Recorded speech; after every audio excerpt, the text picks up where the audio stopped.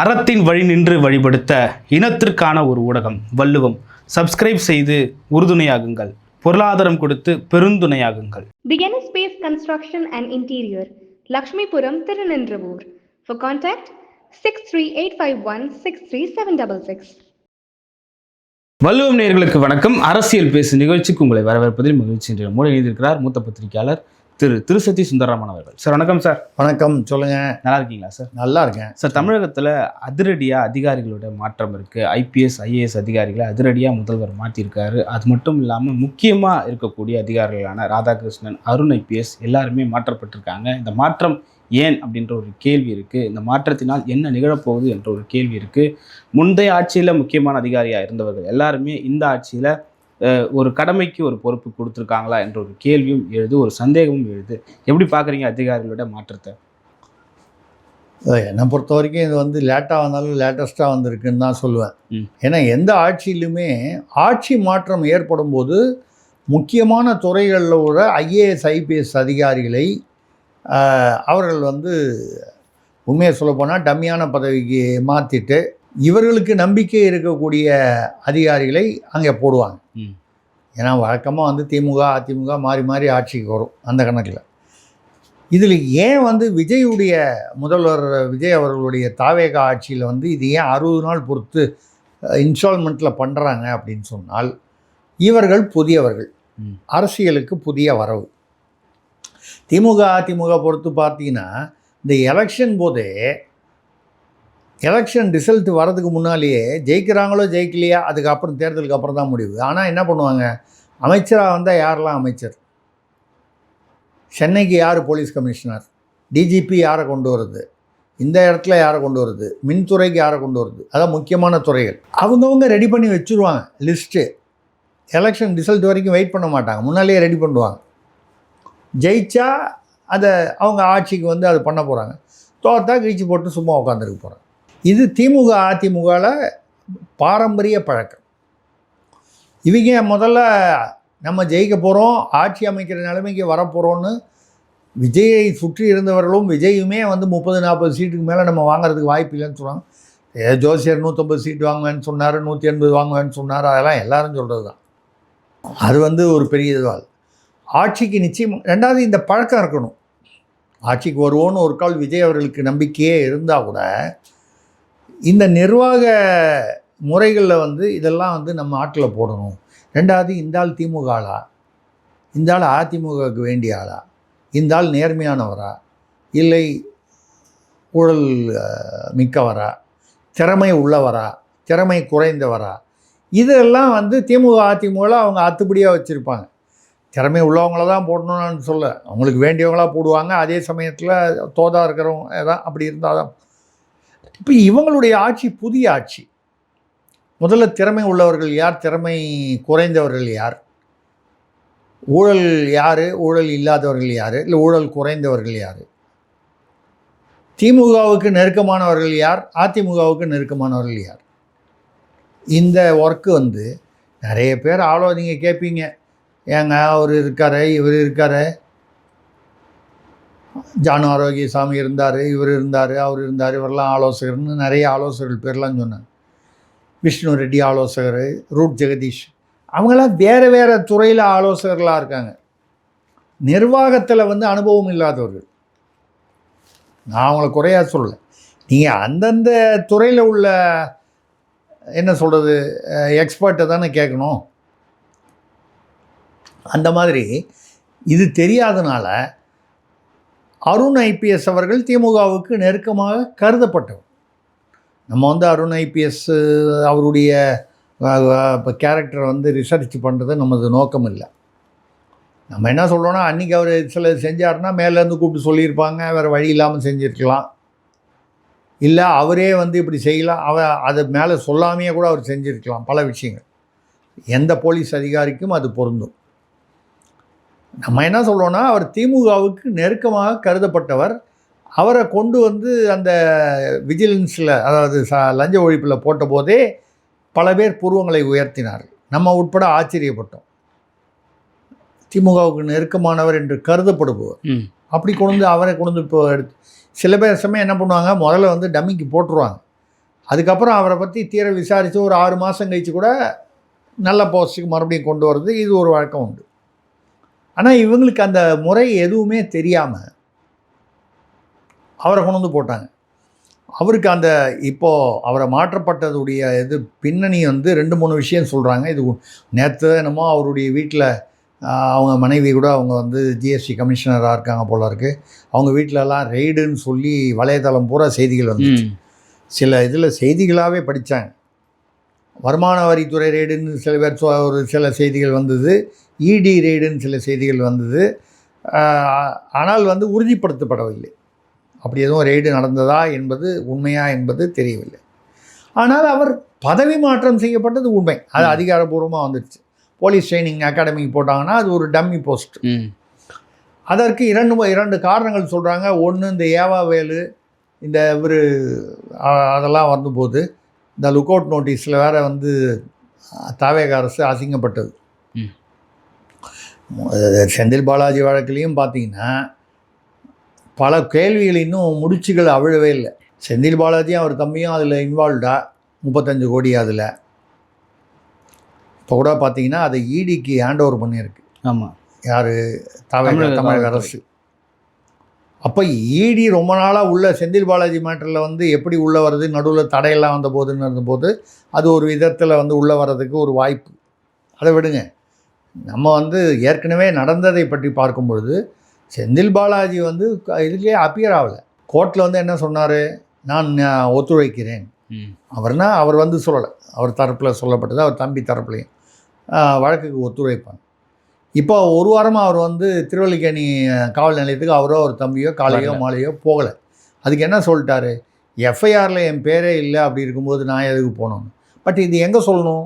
கோர்ட்லேயே சொல்லியிருக்கணும். கோர்ட்டில் நான் ஒத்துழைக்கிறேன்னு சொல்லிவிட்டு பண்ணோம். அது மட்டும் இல்லாமல் தாவேக அது தமிழக அரசு உடனடியாக மேல்முறையீடுக்கு போயிருக்கலாமே, முன்ஜாமீனை ரத்து பண்ணணும்னு.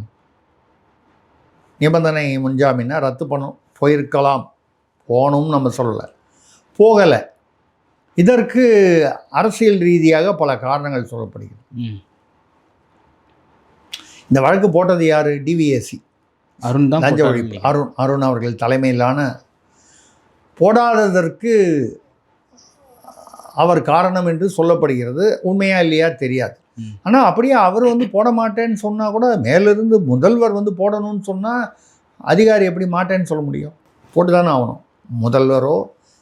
ஏன்னா அவர் தானே காவல்துறைக்கு. அந்த வகையில் அது ஒரு காரணம் சொல்கிறாங்க. இந்த லுக் அவுட் நோட்டீஸில் எதை போடணுமோ அதை போடலை. செந்தில் பாலாஜி வழக்கில் முன்ஜாமீன் ரத்துக்காக போட்டிருக்கலாம், போடலை. ஒரு வாரமாக அவர் வந்து போலீஸ் ஸ்டேஷனுக்கு வரல, விசாரணைக்கு அவர் ஒத்துழைக்கவில்லை. அதனால் வந்து அவருக்கு கொடுத்த முன்ஜாமீனை ரத்து செய்யலாம் என்று தாவேக அரசு தமிழக அரசு போட்டிருக்க வேண்டும். ஆனால் போடலை. போட வேண்டிய இடத்துல போடாமல் அர்த்தமே இல்லாமல் ஏவாவேலு வந்துட்டார். முத நாளே சென்னை வந்துட்டார். உளவுத்துறைக்கே அவர் வந்து இது என்னமோ சொல்லுவாங்க, பொம்மை காட்டிட்டாரான்னு தெரியல. நாளைக்கு வரேன்னு சொன்னவர் டக்குன்னு இன்றைக்கே வந்துட்டார். வந்தால் என்ன உளவுத்துறைக்கு தெரியாதா? லஞ்ச ஒழிப்புத்துறைக்கு தெரியாதா? அங்கங்கே எப்போ வராரு என்ன? ஏன் சிங்கப்பூரில் ஒரு டிக்கெட்டு போட்டு தானே ஃப்ளைட்டில் வந்து ஏறுவார். ஏவாவேலு என்ன மாறுவேஷம் போட்டால் வரப்போகிறாரு? அப்படி இருக்கும் பொழுது என்ன பண்ணாங்க, லுக் அவுட் நோட்டீஸ் வந்து தள்ளுபடி பண்ணது தவறு என்று உச்சநீதிமன்றத்து போது உச்சநீதிமன்றம் என்ன கேட்டுச்சு, கொஞ்சம் அசிங்கமாகவே கேட்டுடுச்சு. அசிங்கமான என்ன, ஒரு சங்கடம் ஏற்படுத்தக்கூடிய வகையில். ஏங்க லுக் அவுட் நோட்டீஸ்னு போட்டு அவர் வந்து ஆஸ்பத்திரியில் மவுண்ட் எலிசபெத்தில் படுத்திருந்தாருன்னு எல்லாருக்குமே தெரியுது. அவரே வீடியோவும் போட்டார். நான் வந்து 2015 என்னமோ நான் ஒரு வருஷத்துலேருந்து நான் அந்த மவுண்ட் எலிசபெத்தில் ட்ரீட்மெண்ட்டுக்கு போகிறேன்னு சொல்லிவிட்டு அங்கே இருக்கேன்னு சொல்லிட்டாரு. காணாமல் போனவர்கள் அப்ஸ்காண்டிங்காக இருக்கிறவங்களுக்கு தான் லுக் அவுட் நோட்டீஸு. அது மட்டும் இல்லாமல் அவர் சென்னைக்கு வந்துட்டார். வந்துட்டு நேற்றுக்கு வந்து விசாரணைக்கு வந்துட்டார். நேற்று உச்சநீதிமன்றத்தில் வந்து லுக் அவுட் நோட்டீஸை கேன்சல் பண்ணணும்னு லுக் அவுட் நோட்டீஸு தள்ளுபடி பண்ணதை வந்து மேல்முறையீடு எதுக்கு வரீங்க? இன்னும் அவர் காணவில்லை, எங்கே இருக்காருன்னு தெரியலன்னா தானே வரணும். வந்து அவர் வந்து நான் கோஆப்ரேட் பண்ணுறேன்னு சொல்லிட்டாரு. நேற்று வந்துட்டார். அப்படி இருக்கும்போது அப்படின்னு சொல்லி தள்ளுபடி பண்ணிடுச்சு. இப்போ என்ன அங்கே புரியல அப்படின்னு சொன்னால், எந்த இடத்தில் திமுகவிற்கோ இல்லை செந்தில் பாலாஜி அவர்களுக்கு எதிராக வழக்கு போட முடியும், போடுவதற்கான சூழ்நிலை இருக்கிறதோ அங்கே போடலை. எங்கே போட வேண்டிய அவசியம் இல்லையோ போட்டால் அபத்தம் என்று உச்சநீதிமன்றம் கருதக்கூடிய, அப்படி அந்த வார்த்தை யூஸ் பண்ண மாட்டாங்க, அர்த்தம் அதுதான். அந்த இடத்தில் போட்டார்கள் என்றால் இதற்கு யார் பொறுப்பு? இது ஒரு பக்கம் இருக்குது. அருண் அவர்கள் மீது ஏற்கனவே உள்ள ஒரு பிரச்சனை என்னென்னா, இந்த ராஜலட்சுமி, விமலா 2 பெண் இன்ஸ்பெக்டர் விபச்சார தடுப்பு விஷயம். இந்த விபச்சார தடுப்பு இதில் பெரிய திமுக ஆட்சியில் என்ன தமாஷுனா, எவ்வளோ தமாஷு, அதில் ஒரு தமாஷு. சென்னை இவ்வளோ பெரிய மாநகரத்தில் விபச்சார தடுப்புக்காக 2 இன்ஸ்பெக்டர் ஆய்வாளர்கள் தான், 10 பேர் போலீஸ்காரங்க. நினச்சி பாருங்கள், இன்றைக்கி ஸ்பா பார்லர்னு இருக்கிறதுல எல்லா ஸ்பா பார்லரையும் நம்ம சொல்லலை, பல ஸ்பா பார்லர் வந்து சட்டவிரோதமாக, அதாவது லைசன்ஸே ஒன்றும் வாங்காமல் இருக்காங்க, இல்லை வாங்கிட்டு அங்கே வந்து வேறு ஏதோ தொழில், பாலியல் தொழில் நடைபெறுவது பல இடங்களில் நடைபெறுகிறது. எல்லோரும் நேர்மையாக நடத்துகிறவங்கள பற்றி நம்ம பேசலை. ஒரு யூடியூபர் ஒருத்தர் குண்டாஸில் கைதான ஒரு பிரபலமான யூடியூபர் கூட அருண் அவர்களே வந்து சில இடங்களில் வந்து ஸ்பா பார்லர்லாம் வச்சுருக்காருன்னு சில பெயர்கள்லாம் வெளியிட்டார். அது உண்மையாக இல்லையா நமக்கு தெரியாது, வேண்டாம். அப்படி அந்த ராஜலட்சுமி என்பவர் அந்த 2 இன்ஸ்பெக்டரில் ஒன்று. அந்த பதவிக்கு வர்றதுக்கே 1 கோடி 2 கோடி லஞ்சமா. இது போலீஸ் துறையிலேயே சொல்கிறாங்க, காவல்துறையில். அந்த பதவிக்கு வர்றதுக்கே அப்படின்னா அதில் எவ்வளோ வசூலாகும் பார்த்து. ஏங்க, இப்போ சென்னை மாநகரத்தில் எத்தனை இடத்துல வந்து இந்த தொழில் நடைபெறுகிறது, பாலியல் தொழில். ஒரு இடத்துலையும் போய் 1 லட்ச ரூபா கொடு, 2 லட்ச ரூபா கொடு, 10 லட்ச ரூபா கொடுன்னு வசூல் பண்ண ஆரம்பித்தா பெரிய அளவுக்கு வசூலாகும். 1 கோடி ரூபா கொடுத்து ஒரு இடத்துக்கு வர்றாங்க அப்படின்னு சொன்னால் அது ஈஸியாக அந்த பணத்தை எடுத்துருவாங்க. அப்பொழுது அவர்கள் கொடுத்த ஸ்டேட்மெண்ட்டில் இது, ஏன்னா இது ஹைகோர்ட் வரைக்கும் போன விஷயம், அதனால் நம்ம வந்து வெளிப்படையாக பேச முடியுது. அருண் அவர்களுக்கு 20 லட்சம் ரூபாய் வந்து மாதமோ இல்லை ஏதோ ஒரு இதுலேயோ கொடுத்ததாக அவங்க வந்து ராஜலட்சுமி அவர்கள் ஸ்டேட்மெண்ட்டில் வாக்குமூலம் கொடுத்துருக்காங்க. இதை யார் வாங்கினது அந்த ஸ்டேட்மெண்ட்டை? விஜிலன்ஸ். அவங்களுக்கு ஒரு விஜிலன்ஸ் உண்டுல்ல போலீஸில். அதில் விமலா என்கிற ஒரு பெண் ஆய்வாளராக தான் அவங்க ஸ்டேட்மெண்ட் வாங்கினாங்க. இது இந்த தேர்தலை ஒட்டி அதை முன்னுக்கு அதுக்கு முன்னால் நடந்தது. இந்த தேர்தலுக்கு அப்புறம் அருண் அவர்கள் இந்த எல்லாருமே அதிர்ச்சி அடைகிற மாதிரி இல்லை ஆச்சரியப்படுற மாதிரி அவர் வந்து இந்த பதவியில் வந்து உட்கார்ந்தார். உட்கார்ந்ததே இந்த சாட்சியங்களையும் ஆவணங்களையும் அது சரி செய்வதற்காக தான் வந்தார் என்று அப்பொழுதே சில தகவல்கள் வலைதளத்தில் உலவின, தெரியாது நமக்கு. அது அவருக்கு பின்னால் அவருக்கு எதிராக இன்னொரு ஏடிஜிபி ஒருத்தர், அவருடைய பேட்ச்மேட் ஒருத்தர், அவர் தான் வந்து செயல்படுகிறார் அப்படின்னு சொன்னாங்க. இது போலீஸ் டிபார்ட்மெண்ட்டில் எனக்கு தெரிஞ்சு, நான் பத்திரிகை நடத்துகிற காலத்துலேருந்தே எனக்கு தெரியும், ஒரு போலீஸ் ஆஃபீஸர் இருந்தாருன்னா அவருக்கு எதிராக ஒருத்தர் இருப்பார். அவங்க அந்த கட்சி அரசியலை விட மோசமாக இருக்கும் அவங்களுக்குள்ள. பெயர்களை குறிப்பிடவில்லை, பல விஷயங்கள் வந்து எனக்கு தெரியும். எல்லாத்தையுமே பத்திரிகையில் எழுத முடியாது, சொல்லவும் முடியாது. அந்த மாதிரி வரும்பொழுது இந்த விமலாவை இவர் இந்த லஞ்ச ஒழிப்புத்துறை இயக்குனராக அருண் அவர்களை அப்பாயிண்ட் பண்ண வந்த உடனே என்ன பண்ணுறாரு, அந்த விமலாவை, எந்த விமலாவை, ஆய்வாளர் விமலா அவர்களை, இவருக்கு 20 லட்சம் ரூபாய் பணம் வந்து பங்களிக்கப்பட்டது அந்த லஞ்ச பணத்தில் ராஜலட்சுமி வாக்குமூலம் வாங்கியதாக சொன்ன அந்த விமலாவை சஸ்பெண்ட் பண்ணுறார். எதுக்காகனா வேறு ஏதோ ஒரு வழக்கில் வருவாய்த்துறை யார்கிட்ட இருந்து லஞ்சம் வாங்கினதாக ஏதோ ஒரு வழக்கு, அது பொய் வழக்குன்னு அந்த அம்மா வந்து ஹைகோர்ட்டுக்கு போச்சு. அவருடைய தற்காலிக இடைநீக்கத்தை, விமலாவுடைய சஸ்பென்ஷனை ஹைகோர்ட்டை நிறுத்தி வச்சிருச்சு. அவர் பழிவாங்கப்படுகிறார். அவர் என்ன சொன்னாங்க, எனக்கு விஜிலன்ஸ்லேருந்து மேலேருந்து கூப்பிட்டு இதை போய் விசாரின்னு சொன்னாங்க. விசாரித்ததில் அவங்க கொடுத்தாங்க ஸ்டேட்மெண்ட்டு வந்திருக்கு. இப்பொழுது என்ன பேசப்படுகிறது என்றால், அஸ்ராகர் அவர்கள், அதாவது உளவுத்துறை தலைவராக இருக்கக்கூடிய அஸ்ராகர், பொதுவாக அவரை பற்றி நீங்கள் வந்து அவருடைய பின்னணியை பார்த்தா நேர்மையானவர், ஸ்ட்ரெயிட் ஃபார்வர்ட், ஆனஸ்ட்டுன்னு சொல்லுவாங்க. அதனால தான் அவரை போட்டாங்கன்னு அந்த விஷயத்தில் விஜயை பாராட்டணும், அப்படிப்பட்ட ஒருத்தர் உளவுத்தர். ஆனால் அங்கே ஒரு சிக்கல் என்னென்னால், அவர் இதை விசாரித்து ஆமாம் உண்மைதான், விமலாவை சஸ்பெண்ட் பண்ணது பழிவாங்கத்தான், அந்த மாதிரி ஒரு கட்டத்தில் அதெல்லாம் வந்து, அதாவது அருண் மீது உள்ள குற்றச்சாட்டுகள் உண்மை என்கிற வகையில் உளவுத்துறை தலைவர் முதல்வர் அவர்களுக்கு அறிக்கை அனுப்பியதாக சொல்லப்படுகிறது. அப்புறம் அவனை கேட்பாங்க, நீ பிரித்து பார்த்தியான்னு. நான் என்ன முதல்வரை சுற்றி இருக்கிற ஆலோசகரா பிரித்து பார்க்குறதுக்கு? ஆனால் இது முதல்வர் அவர்களிடம் செல்லவில்லையா. அவருடைய ஆலோசகர் ஒருவர் வந்து அவரே பிரிச்சுட்டாராம். இது வந்து யார் அந்த ஆலோசகராக இருந்தாலும் இது அந்த அந்த நடைமுறை ஆரோக்கியமானது இல்லை. அப்படி சொன்னாலே உங்களுக்கு புரியும்.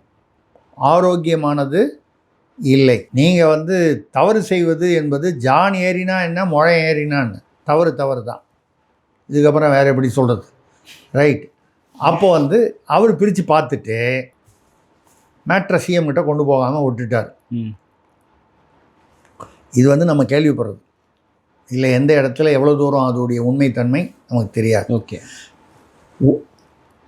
அந்த அந்த பக்கம் இருக்கிற விமலா தரப்பு, விமலாவுக்கு பின்னால் அவரை சப்போர்ட் பண்ணுறதுக்கு ஒரு ஏடிஜிபி ஒருவர், அவர் பேரில் ஒரு பத்திரிக்கை கூட வரதா சொல்கிறாங்க, தினசரி பத்திரிக்கை.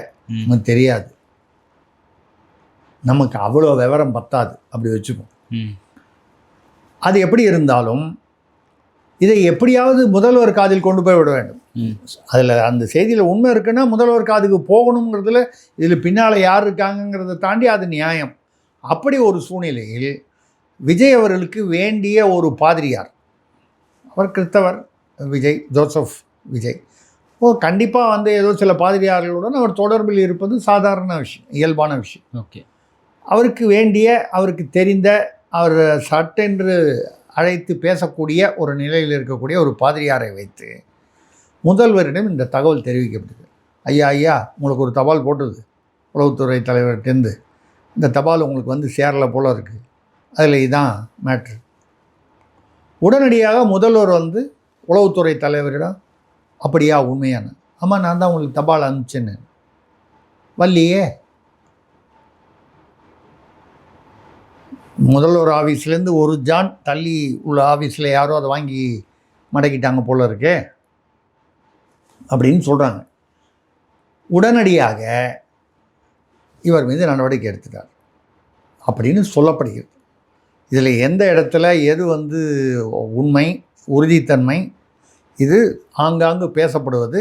ஆனால் உண்மை என்னவென்றால் 50 நாட்களுக்குள்ளாக, 45-50 நாட்களுக்குள்ளாக ஒரு உயர் அதிகாரியை, சென்சிட்டிவான போஸ்ட்டில் இருக்கிற அதிகாரியை டம்மி போஸ்ட்டில் போட்டால் ஏதோ ஒரு சிக்கல் இருக்கிறது, ஒரு பிரச்சனை நடந்திருக்கிறது என்பது தெள்ள தெளிவாக தெரிகிறது. நமக்கு வந்து தகவல்களில் இதில் எவ்வளோ தூரம் வந்து 100% உண்மையா, எவ்வளவு சதவீதம் உண்மை என்பது சம்மந்தப்பட்டவர்கள் சொன்னால் தான் நம்ம சொல்ல முடியும். ஓகே சார், இதில் என்னென்னா அருண் ஐபிஎஸ் விஜிலன்ஸ் டிபார்ட்மெண்ட்டோட இயக்குனராக வரணுன்றது சில அரசியல் தலையீடுகளோடு தான் வந்தாருன்னு சொல்லிட்டு ஒரு செய்திகள் வருது. இப்போது அந்த டிபார்ட்மெண்ட்லேருந்து மாற்றப்பட்டதுக்கும் பல அரசியல் தலையீடுகள் இருக்கலாம் அப்படின்னு சொல்லப்படுது சார். அதெல்லாம் எப்படி பார்க்குறீங்க? கூடுதலாக சொல்லணுன்னா திமுகவோட முன்னாள் அமைச்சர்கள் மீது தொடர்ந்து நடவடிக்கை எடுத்தது தான் காரணம், அது எடுக்கக்கூடாதுன்றதுக்காக தான் அருணை மாற்றிருக்காங்க அப்படின்னு சொல்லிட்டும். இல்லை, அதான் சொன்னாங்க, பலவிதமான வர்ஷன்ஸ்ன்னு சொல்லுவாங்க, வேறு வர்ஷன். இப்போ நான் சொல்கிற ஒரு இன்னொரு வருஷன், இது ஒரு 2-3 வருஷன். ஏவாவேலு விஷயத்தில் 100 கோடி ரூபாய் அவரை தப்புவிப்பதற்காக லஞ்ச பரிமாற்றம் ஏற்பட்டது. லஞ்ச ஒழிப்பு துறைக்கு, நம்ம துறையில் யாருன்னு 100 கோடி முதல்ல பரிமாறப்பட்டதா, அது யாருக்கு போச்சு, யார் வாங்கினாங்க தெரியாது. ஏன்னா நம்ம எந்த பேரையும் வந்து ஒரு சட்ட ரீதியாக நம்ம வந்து தெரியாமல் சொல்லக்கூடாது. அந்த வகையில் அதுவும் ஒரு காரணம் சொல்லப்படுது. இதில் வேற சவுக்கு சங்கர் அவர்கள் தொடர்ந்து நீதிமன்றத்தில் அருண் ஐபிஎஸ்க்கு எதிராக வழக்கு தொடுத்திருந்தார். அந்த வழக்கில் வந்து அவருக்கு வந்து லஞ்சம் வாங்கியிருக்காருன்னு சொல்லிட்டு சில டீட்டெயில்ஸ் அண்ட் டேட்டாஸையும் கொடுத்துருக்காரு. அதே மாதிரி இப்போ வந்து ஹைகோர்ட்டுக்கும் வந்து அருண் அவர்கள் ஐபிஎஸ் விவகாரத்தில் கான்ஃபிடென்ஷியல் ரிப்போர்ட் வந்து ஹைகோர்ட்டு கேட்டு கொடுக்கப்பட்டதாக சொல்கிறார். ஹைகோர்ட்டு கேட்டால் கொடுத்து தான் ஆகும்.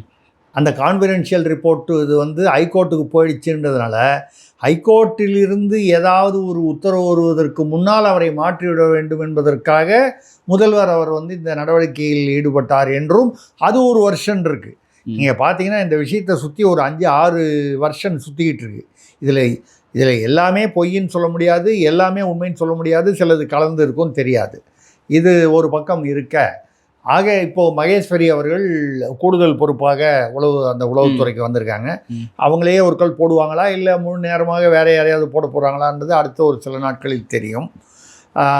இது ஒரு கால் இந்த திமுக அமைச்சர்கள் மீதான நடவடிக்கை அப்படின்னு சொன்னால், அப்போ செந்தில் பாலாஜி மீது அந்த வழக்கை வந்து ஈடியிடம் ஒப்படைத்திருக்கிறார்கள்.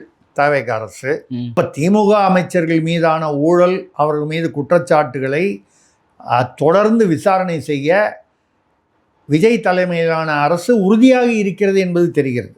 ஓகே. அவர்களுடைய நடைமுறைகளில் சில இடரல்கள், தவறுகள் இருக்கலாம். அதுக்கு காரணம் அனுபவமின்மையாக இருக்கலாம். ஆனால் நமக்கு என்ன ஆச்சரியம்னா, அமைச்சர்களுக்கோ விஜய் அவர்களுக்கோ அனுபவமின்மை என்றால் அது உண்மை. அதே சமயம் அவரை சுற்றி உள்ள அதிகாரிகள்னா, அது பார்த்தீங்கன்னா இந்த அதிகாரிகள் வந்து வழக்கமாக அந்த பக்கம் திமுக இல்லை இந்த பக்கம் அதிமுகன்னு ரொம்ப வருஷமாக பழக்கப்பட்டு போய் திடீர்னு வரும்போது அவங்க எவ்வளோ தூரம் விசுவாசமாக இருக்காங்கன்னா, விசுவாசமாக இருக்கிறவங்க இருப்பாங்க, நேர்மையாக இருக்கணும்னு நினச்சா நேர்மையாக இருப்பாங்க, வித்தியாசமாக இருக்கணும்னு நினைக்கிறவங்க அப்படி தான் இருப்பாங்க. அது யார் ஆட்சிக்கு வந்தாலும். ஸோ இது ஒரு விஷயம் சார். அதே நேரத்தில் லாக்அப் மரணம் சமீபத்தில் பார்த்தீங்கன்னா சபரிவர்மன் ஒருவர், அதுக்கப்புறம் பாலாஜின்னு ஒருவர், தொடர்ந்து 2 மரணம் நடந்திருக்கு. திமுக ஆட்சியில் அஜித்குமாருக்கு ஏற்பட்ட துயரத்தை முதல்வர் விஜய் அவர்கள் ஒரு பெரிய ஆர்ப்பாட்டத்தை முன்னெடுத்து, இதுக்கு முன்னாடி லாக்அப் மரணத்தில் யாரெல்லாம் இறந்துருந்தாங்களோ அவங்களுடைய தாய் தந்தையை கூட்டு வந்து ஒரு பெரிய ஆர்ப்பாட்டத்தை முன்னெடுத்திருந்தாரு. அவர் தேர்தலுக்கு முன்னாடி விஜய் எடுத்திருந்தாரு. அது மட்டும் இல்லாமல் சாரி வேண்டாம் நீதி வேண்டும் என்ற முழக்கத்தோடு அந்த சாரி வேண்டாம் முதல்வரே, உங்கள் சாரி யாருக்கு வேண்டும்ங்கிற மாதிரி பேசி அப்படி நீதி வேண்டும் அப்படின்னு சொன்னார். அவரோட ஆட்சியில் 2 லாக்அப் மரணம் நடந்திருக்கு. அதில் முக்கியமாக கவனிக்க வேண்டியது பார்த்தீங்கன்னா, திமுக முன்னாள் முதல்வர் அவர் திமுக தலைவர் ஸ்டாலின் அவர்கள் அந்த அஜித்குமார் இந்த மடப்புறம் விஷயத்தில் நிகிதா கொலை வழக்க நிகிதா நகை திருட்டு வழக்கு கொடுத்தாங்கன்னு சொன்னபோது முதலாக நம்ம தான் பேசினோம். திருசக்தியா நிகழ்ச்சியில் தான் வந்து நிகிதா வந்துக்கும் இந்த வழக்குக்கும் சம்மந்தமே இல்லை, நகை திருட்டே போகலை, இது ஒரு தேர்தலுக்காக ஒரு 200 கோடி ரூபா சொச்சம் வந்து அங்கே ஒழிச்சு வச்சு அது வெளியே வந்துருச்சு இந்த பையன் மூலமான்றதுனால ஒரு குறிப்பிட்ட அமைச்சருக்கு வேண்டிய வேறு ஒரு பெண்மணி, அவங்க பேரெல்லாம் கூட நம்ம நாசுக்கா சொன்னோம், அவங்க மூலமாக வந்ததுனால தான் இந்த பிரச்சனையே வந்தது. அவரை அடித்து கொண்டது வந்து ஒரு தனிப்படை, ஆனால் அன்அஃபிஷியல் தனிப்படை, ஃபேக் ரிஜிஸ்டர் நம்பரோடு வந்து இவ்வளோ தூரம் நம்ம பேசணும், லுங்கி போட்டுட்டு வந்தாங்க. இவ்வளவும் நம்ம பேசினதுக்கப்புறம் அது வைரலாகி தமிழ்நாடு முழுக்க பரவிச்சு. உண்மையை சொல்லப்போனால் எங்கிருந்தோ என்னை தொடர்பு கொண்டு கேட்டார்கள். டெல்லியிலிருந்து உளவுத்துறையிலிருந்து என்னை தொடர்பு கொண்டு கேட்டார்கள், உங்களுக்கு இந்த தகவல் எப்படி கிடைச்சிது? நான் கேட்டேன், ஏன் உங்களுக்கு என்ன தகவல் எங்கேருந்து கிடைச்சதுலாம் யார் கேட்டாலும் நீங்கள் அஃபிஷியலாக கேட்கணுன்னா எனக்கு லெட்டர் எழுதுங்கன்னு சொன்னேன். இப்போ நீங்கள் முதல் முறையாக வள்ளுவத்தில் சொல்கிறேன். அப்போ நான் சொன்னேன், என்கிட்ட வேணும்னா எனக்கு முறையாக கடிதமோ சம்மனோ அனுப்பிச்சிங்கன்னா நான் பதில் சொல்லுவேன்.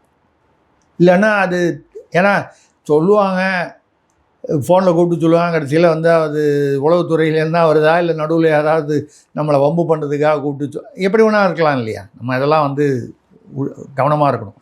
எவ்வளோக்கு எவ்வளோ உண்மையை வெளியே கொண்டு வரணும்னு இருக்குமோ அவ்வளோக்கு அளவு பாதுகாப்பாகவும் இருக்கணும் இல்லையா? அந்த வகையில் சொல்லும்போது இல்லை அப்போ தான் வந்து அதுக்கப்புறம் மறுபடியும் நான் வந்து வேறு விதமாக என்னை கான்டாக்ட் செய்தது உளவுத்துறை தானா மத்திய உளவுத்துறை தானாங்கிறத செக் பண்ணும்போது ஆமாம் என்று அதை உறுதிப்படுத்த முடிஞ்சது.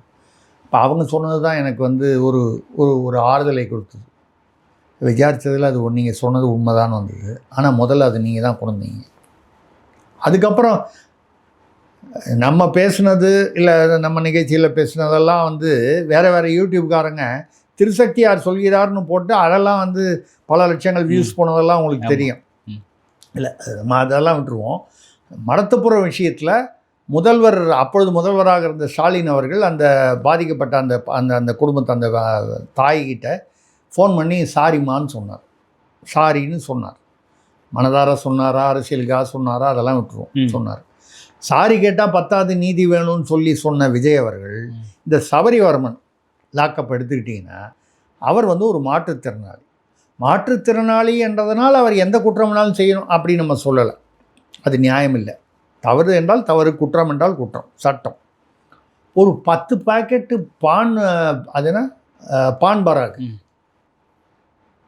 அவருடைய பெட்டிக்கடையில் வைத்திருந்தார். விற்பதற்காக வைத்திருக்கலாம். அவரை கேட்டால் நான் சாப்பிட்றதுக்காக வச்சுருந்தேன், விற்கிறதுக்காக இல்லை. விற்கக்கூடாதுன்னு தான் சட்டம் இருக்குது. ஏங்க பான் பராக் வந்து விற்கக்கூடாதுன்னா பான்பராக தமிழ்நாட்டுக்குள்ளே நுழைய விடாமல் செய்ய வேண்டியது யாருடைய பொறுப்பு? அரசு, காவல்துறை. அது திமுக அரசாக இருந்தாலும் சரி, தாவேக அரசாக. நீங்கள் அங்கங்கே வந்து தொங்க விட்டு கடையிலெல்லாம் பொட்டி கடையில் எங்கே தாண்டி வரும்போது கூட நான் ஒரு 2 கடையில் பார்த்தேன். போலீஸ் என் கண்ணில் படுறது போலீஸ் கண்ணில் படாதா? அவர் வந்து பெரிய ஒன்றும் கடத்தலில் ஈடுபடல. ஜாஃபர் சாதிக் இல்லை அவர். அந்த மாற்றுத்திறனாளி சபரிவாதை வச்சு விற்றுருக்காரு. அவரை அழைத்து கொண்டு போய் மாற்றுத்திறனாளி என்பதால் ஒரு மெடிக்கல் டெஸ்ட் பண்ணியிருக்காங்க. ஃபிட் டு பி அரெஸ்டட், கைது செய்வதற்கு அவருக்கு ஒன்றும் பிரச்சனை இல்லை. ஆனால் கஸ்டடியில் வந்து அவர் இறந்துட்டு தான் சொல்கிறாங்க. இறந்ததாக அவங்க போஸ்ட்மார்ட்டம் பண்ணி பார்த்தா 19 இடத்துல காயங்கள் இருக்குது. அதுலேயும் வந்து எலும்பு முறிவு காயங்கள், பல காயங்கள். கையில், அதாவது அவர் கை தான் அந்த இது போலியோ அஃபெக்டட். அதுலேயே 3 எலும்பு முறிவு. அதாவது செயல்படாத அந்த கையில் வந்து அடிச்சிருக்காங்க. இது வெளியே வந்திருக்கு. இவங்களே மாட்டிக்கிறாங்க. ஃபிட் டு பி அரெஸ்டட்னு போய் முதல்ல நீங்கள் மெடிக்கல் சர்டிஃபிகேட் வாங்கும்போது இந்த 19 காயத்தில் அட்லீஸ்ட் ஒரு 4 காயமாவது இருந்ததா இல்லையா? இருந்திருந்தால் தெரிஞ்சிருக்கும்ல அந்த ரிப்போர்ட். இப்போ இந்த காயம் வருது. சரி, அவர் அப்படி என்ன தப்பு பண்ணிட்டாரு? 10 பாக்கெட் வச்சுருந்தார். கேஸ் போடுங்க, அதை பற்றி ஒன்றும் இல்லை. இப்போ நம்ம கேட்க வேண்டிய கேள்வி என்னன்னா, தாவேகாவை சேர்ந்த பவானி, ஈரோடு பவானி அருண் ஒருத்தர், தாவேகா உள்ளூர் நிர்வாகி, ஏதோ 8 கிலோ இந்த 10 பாக்கெட் சேர்ந்தால் நான் ஒரு பாக்கெட் 50 கிராம் 100 கிராம் இருக்குமா? 50 கிராம் இருக்கும். 50 கிராம் இருக்கும். அரை கிலோ கூட இல்லை. 8 கிலோ குட்காவுடன் அருண் என்ற தாவேகா நிர்வாகி ஈரோடு பவானியில் பிடிபட்டிருக்கிறார். அவரை கைது செய்தார்களா என்றால் இல்லை. வழக்கு போட்டிருக்கிறார்கள், ஆனால் கைது செய்யவில்லை. சரி, அவர் ஏதோ 8 கிலோ தான் அப்படின்னு இல்லை. 2022 1.5 டன் 1500 கிலோ குட்கா கடத்தியதாக அவர் மீது வழக்கு, அவர் கைது செய்யப்பட்டு பிணையில் இருக்கிறார். வழக்கு நிலுவையில் இருக்கிறது. அவர் ஏன் கைது பண்ணல? ஒரு காலம் இந்த மாற்றுத்திறனாளி சபரிவர்மன் வந்து தாவேகா நிர்வாகியாக இருந்திருந்தால் கைது பண்ணாமல் விட்டுருப்பாங்களோ. அவருக்கு இந்த நிலை வந்திருக்காது, உயிர் போயிருக்காது. இன்னொருத்தர் வந்து சாத்தான்குளத்தில் குணசேகரன் லாரியில் 450 கிலோ குட்கா கடத்தியதாக பிடிபட்டவர், கைது செய்யப்படவில்லை. இந்த முதல்ல சொன்ன பாருங்க, அந்த தாவேகா அருண் ஈரோடு பவானியில் நள்ளிரவில் 8 கிலோவோட பிடிச்சாங்க. போலீஸ் ஸ்டேஷனில் போய் வழக்கு பதிவு பண்ணிவிட்டு சொந்த ஜாமீனில் நள்ளிரவே அவரை வந்து விடுதலை செய்து விட்டார்கள். 10 பாக்கெட்டு 400 கிராம் இதையும் 8 கிலோ ஏற்கனவே 1.5 டன் பிடிச்சி நிலுவையில் இருக்கிற, அப்படின்னா அவர் வந்து ஹிஸ்ட்ரி ஷீட்டர், தொடர் குற்றவாளி. அவரையும் சரி, சாத்தாங்குளம் குணசேகரன் 450 கிலோ 450 கிராம் இருக்கிறவனை பிடிச்சி ஆளையே அடித்து காவல்துறை க்ளோஸ் பண்ணிடுச்சு அப்படின்னு தெரியுது. இதற்கு மறுநாள் இப்போ பார்த்தீங்கன்னா இதே குட்கா வித்த ஒரு காரணத்துக்காக பாலாஜி இதில் சென்னை புழலில் பாலாஜி மாரடைப்பில் இறந்ததாக சொன்னார். உண்மையான மாரடைப்பாக இருக்கலாம், நம்ம வந்து இல்லைன்னு சொல்ல முடியாது. ரிப்போர்ட் வந்தால் தெரிஞ்சிடும் எத்தனை இடத்துல காயங்கள் இருந்தது. உண்மையிலே அதான் தெரியும், மாரடைப்பு இப்போ தான் வந்திருக்கு.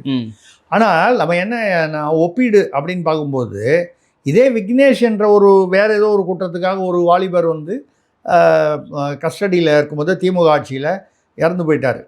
அப்போ சட்டமன்றத்தில் வந்து அன்றைய முதல்வர், அதை நம்மளே வந்து விமர்சனம் பண்ணி பேசியிருக்கோம். ஸ்டாலின் அவர்கள் வந்து அவர் காலையில் இட்லி சாப்பிட்டாரு, நார்மலாக தான் இருந்தார், வயிற்று வலி அதனால் இறந்துட்டாருன்னு சொன்னபோது, இட்லி சாப்பிட்டா வயிற்று வலி வருமா, இறந்து போயிடுவாங்களா அப்படின்னு சொல்லி பல விமர்சனங்கள் நாம் உட்பட பலர் செய்திருக்கிறோம். இப்பொழுது அதே குட்கா விட்டதுக்காக போதை மருந்தை தடுக்க வேண்டும் என்கிற ஆர்வம் அரசுக்கு இருந்தால் பாராட்டுகிறோம், வரவேற்கிறோம். ஆனால் அதற்கு இது தீர்வல்ல. நீங்கள் அப்படியே இருந்தாலும் 450 கிராம் வச்சுருக்கிறவனை வந்து பிடிச்சி கொண்டு போய் மாற்றுத்திறனாளிங்கிறதே தள்ளி வைங்க, குற்றம் சாட்டப்பட்டவர், அவரை கைது பண்ணீங்களே. தாவேகாவை சேர்ந்த அருணை சொந்த ஜாமீனில் எப்படி விடுதலை பண்ணீங்க? 8 கிலோ எடுத்துகிட்டு வந்தவர், ஏற்கனவே 1.5 டன் வாங்கி கேஸ் இருக்கிறவர். அப்புறம் அந்த சாத்தாங்குளத்தில் எப்படி அந்த குணசேகரன் 450 கிலோ, அவர் ஏன் கைது பண்ணல? பாலியல் வன்முறைன்னு சொல்லி பல இடங்களில் பண்ணுறீங்க. ஸ்ரீவைகுண்ட எம்எல்ஏ அன்னை சரவணை வந்து பாலியல் வன்முறை பண்ண இது வரைக்கும் அவர் மீது நடவடிக்கை எடுக்கலை. அந்த பெண் வந்து பாதிக்கப்பட்ட பெண் வந்து தொடர்ந்து வீடியோ போட்டுக்கிட்டு இருக்காங்க. அப்போ போட்டது மட்டும் இல்லாமல் தொடர்ந்து போட்டுட்ருக்கேன். இன்னும் வந்து நான் மிரட்டப்படுகிறேன், கூல்ட்ரிங்க்ஸில் போதை மருந்து கலந்து கொடுத்து பண்ணிட்டாங்க. ஏன்னா வந்து ரோட்டில் போகும்போதெல்லாம் எல்லோரும் வந்து நீ என் கூட லாட்ஜுக்கு வரியா, அங்கே வரியா, இங்கே வரியான்லாம் வந்து ரொம்ப அவமானப்படுகிறேன் அப்படின்னு தொடர்ந்து முந்தா நேற்று கூட ஒரு வீடியோ பார்த்தேன் அவங்களுக்கு, சமீபத்திய வீடியோ. ஏன் அவர் மீது கை வைக்கவில்லை? அவர் வந்து அதிலேருந்து தப்பிக்கணுன்றதுக்காக அனிதா ராதாகிருஷ்ணன் யாரோ ஆளை விட்டு ஒரு தியேட்டர் முதலாளி மூலமாக எனக்கு வந்து 50 கோடி கொடுத்து தாவை கலந்து வெளியே வாங்கன்னு சொன்னார்னு ஒரு பில்டப் கொடுக்குறாரு. கடைசியில் பார்த்தா அந்த தியேட்டர் முதலாளி தாவேகா விஜயுடைய ரசிகர், தாவேகா ஆதரவாளர். சரி, ரைட்டு. இங்கே ஐபிடிஎஸ் திருநாவுக்கரசு அப்படிங்கிற யூடியூபர் வந்து ஃபோனில் பேசினார், வாட்ஸ்அப்பில் 35 கோடி சொல்லிட்டா கைது பண்ணிட்டீங்க. அவர் தவறு செய்தாரா இல்லையா நமக்கு தெரியாது, விசாரணையில் முடிவு பண்ணி. ஆனால் ஒரு தியேட்டர் முதலாளி வந்து கூப்பிட்டு பணம் கொடுக்குறேன்னு சொன்னார்ல, அந்த தியேட்டர் முதலாளியை கைது பண்ணிக்கலாம். ஐபிடிஎஸ் திருநாவுக்கரசுக்கு என்ன சட்டமோ, இல்லை அவர் திருநாவுக்கரசோடு கைதானவர்களுக்கு என்ன சட்டமோ, அதே சட்டம் தானே இப்போது அன்னை சரவணன் சொல்வது உண்மையாக இருக்கும் பட்சத்தில். அன்னை சரவணன் சொல்வது உண்மை இல்லை என்றால் முதல்ல அன்னை சரவணனில் நீங்கள் கைது பண்ணணும். எம்எல்ஏ வரதான் என்ன? சட்டம் என்பது எல்லாருக்கும் போதும். இதே விஷயம் இங்கே வந்து நீங்கள் இவர் வந்து 35 கோடி கொடுக்குறேன்னாரு. 35 பெருசா 50 பெருசா? ஸ்கூலில் படிக்கும்போது உங்களுக்கு சொல்லியிருப்பாங்களே கணக்கு டீச்சர். 50 தான் சார் பெருசு. 50 தானே பெருசு. கரெக்டாக சொல்லிட்டீங்க, வாழ்த்துக்கு. எதுக்காக சொல்கிறேன்னா 35 கோடிக்கே நீங்கள் வந்து கைது பண்ணீங்களே, 50 கோடின்னு சொல்கிறார்ல. நான் அன்னை சரவணன் சொல்லுது உண்மை என்றே ஒரு வாதத்திற்காக வைத்துக்கொள்வோம். உலகம் பூரா சொல்லுது. அவர் வந்து திருநெல்வேலி ராம் தியேட்டர் ஓனரு, அவர் பேர் முத்துராமன்.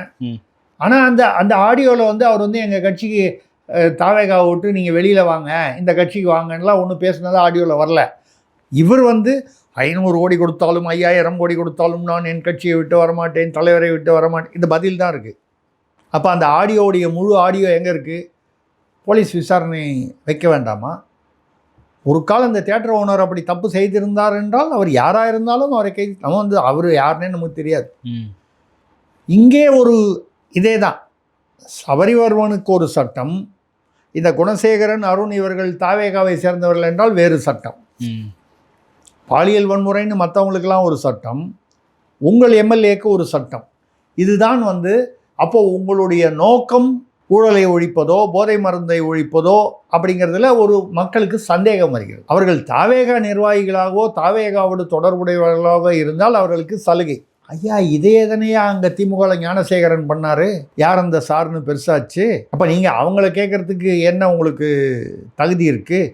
இப்போ நீங்கள் தான் சொன்னீங்களே, சாரி கேட்டால் பத்தாது, நீதி வேண்டும் முதல்வரேன்னு விஜய் அவர்களே சொன்னாரே. இப்போ அதே சபரிவர்மன் விஷயத்தில் முதல்வர் சாரி கூட கேட்கல. முதல்வர் விஜய் எப்படி கேட்பார்? கரூரில் 41 பேர் வந்தபோதே, அந்த இழப்பு ஏற்பட்ட போதே எப்போ வந்து வெறும் வீடியோ மட்டும்தானே போட்டார்.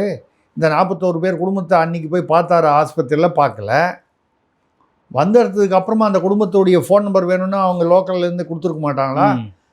தொடர்பு கொண்டு சாரி கேட்டுக்கலாம். சாரி கேட்டுட்டு நான் அதுக்கப்புறம் சந்தர்ப்பம் வரும்போது நான் வர்றேன், இப்போ உள்ள சந்தர்ப்பத்தில் வந்தால் சரியாக இருக்காது, இன்னொரு சந்தர்ப்பத்தில் வர்றேன், வருத்தத்தை தெரிவிக்கிறேன்.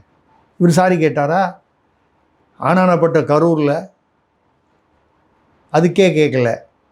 அப்போ எல்லாமே அப்போ நீங்கள் வாய்ப்பேச்சு வீரர், வாய்ச்சொல்லில் வீரர்னு பாரதியார் சொல்லுவார். நெஞ்சு பொறுக்குதில்லையே இந்த மனித, நெஞ்சு பொறுக்குதில்லையே இந்த நிலைகெட்ட மனிதரை நினைத்து விட்டால் நெஞ்சு பொறுக்குதில்லையே. இவர் வாய்ச்சொல்லில் வீரரடின்னு பாடினார். அப்போ நீங்கள் வாய்ச்சொல் வீரரா? முதல்வரும் முதல்வரை சுற்றி உள்ள அத்தனை அமைச்சர்களும் வெறும் வாய்ச்சொல் வீரரா? ஓகே, பல்வேறு கருத்துக்களை பகிர்ந்து கொண்டீங்க. மற்றும் ஒரு கான்செப்டும். நன்றி சார். நன்றி, வணக்கம்.